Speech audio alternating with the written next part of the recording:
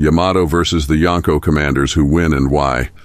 Hey guys, it's me, Ryuma, and I am here with a gauntlet run, where Yamato is going to face the 1st Division Yonko commanders without any regeneration after fights.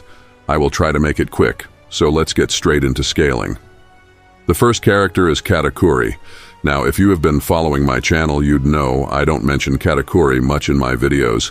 That is because he's a fraud. He's easily the weakest YC1 by far when compared to others. Act 1 Luffy, who's stronger than Katakuri, got one shot by Kaido, whereas Yamato kept up with hybrid Kaido by going blow for blow to him and tanked his attacks with her Devil Fruit. So it's safe to say Yamato can also one-shot Katakuri with Thunder Bagua, and she doesn't lose any health this round. Next up is King the Black Swordsman, or otherwise known as the Dumpster Fire. Now, King is overestimated a lot by the fandom because he quote-unquote can keep up with King of Hell Zoro, when this is utterly untrue. Even though the medicine healed Zoro's broken bones, it did not restore his stamina, which we can see as he is huffing in so many panels. And after awakening Advanced Conqueror's Haki, he beats King in 3 attacks. King was also getting bodied by Marco when he had support from Queen. On top of that, this Marco is already fatigued, as Perospero says in this panel. Later, he gets neg-defed by Green Bull, whom Yamato is able to manhandle in her base form with relative ease. And I don't want to hear the invisible Seastone Cuffs argument. That's just fan fiction. To conclude this fight, it's not close, and Yamato mid-diffs King without losing any health, but I will be generous and assume she lost 5%. Next up is Rooftop Zoro. Now, assuming this is the Zoro who tanked Ocean Sovereignty, it's again not that close. This is because he already is very heavily fatigued, and even though he was able to scar Kaido, it's highly unlikely that he will be able to land it on Yamato, since she's also faster than Kaido, just like him. And even if she needs to tank attacks, she can use Mirror Mountain, which she used to tank Advanced Conqueror's infused attacks, which are higher in offense than Zoro's arsenal at that point in the story. So I would say she mid or mid to high diffs this Zoro at best, and she is a Zoan-type Devil Fruit user, which means she has passive recovery just like Luffy and Lucci. Thus, assuming she tanks an attack this round, it would be negated by her healing factor, so she would still be at around 95% health. Now, the second last round is against Marco. Now, Marco at best is relative to base Kaido and has relative speed to him, as Big Mom, who is relative to base Kaido, couldn't beat him without her amped form.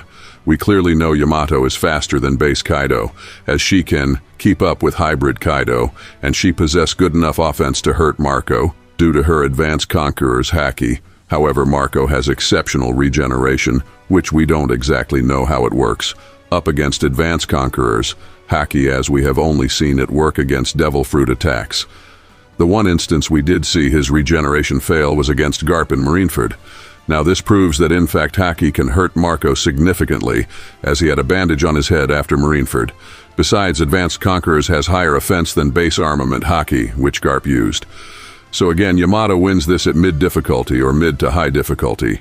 Now, Marco really can't damage Yamato, so she doesn't lose any health for this round.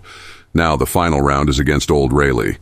Now, this is very interesting because, in theory, Old Rayleigh was able to hold off Kizaru at Sabayoti Archipelago, even though he would have lost later due to his stamina issues.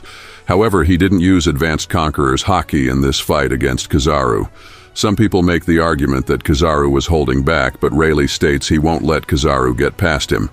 Kizaru admits that the prospect of fighting Rayleigh is a terrible situation that he needs to take seriously. So Kizaru would have no reason to hold back here. So let's just say that Old Rayleigh is somewhat relative to Kizaru for now. How does Yamato stack up against this, you ask me? Well, Yamato does have her fair share of impressive feats, like fighting equally with hybrid Kaido. There's one thing common in both of these fights. It's that both didn't last very long as compared to fights like Luffy versus Katakuri or Zoro versus King. Going from this perspective, Yamato would beat Old Rayleigh as long as Rayleigh isn't using Advanced Conqueror's Haki like he didn't against Kizaru. Now, we haven't really seen Rayleigh use Advanced Conquerors in his old age, so it would be a really hypothetical matchup. So let's just conclude that, yes, Yamato would beat Old Rayleigh if he fights like he did against Kizaru, due to him not using Advanced Conquerors and his lack of stamina. So yes, Yamato clears the gauntlet of 1st Division Yonkos commanders. Let me know if you guys would like to see more videos like this. I will see you guys in my next video. Oh, 300 black men for only £2. Yes, sir.